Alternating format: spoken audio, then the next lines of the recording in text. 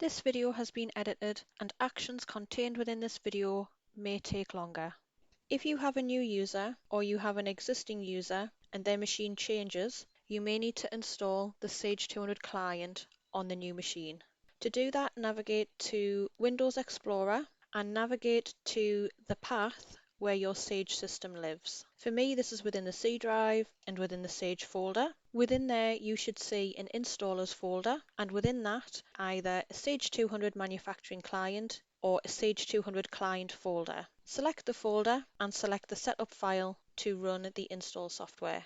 Select install on any prompts, and provided you have the ability to install software, the software will be installed. You may need help from your IT if you have user account control turned on within your organization. The install may take a few minutes to complete. When the install is complete, the program will attempt to open. If the user has been assigned company access and they have access to multiple companies, the Select Company form will display. If the user has access to one company, Sage will open for that assigned company. When the install is complete, the software will open.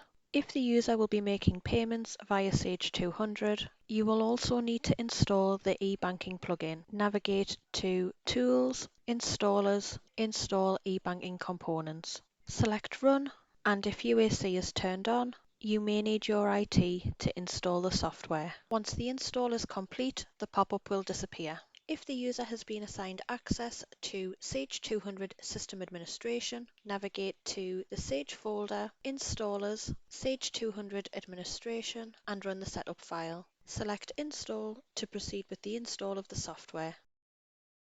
When the install is complete, the software will open.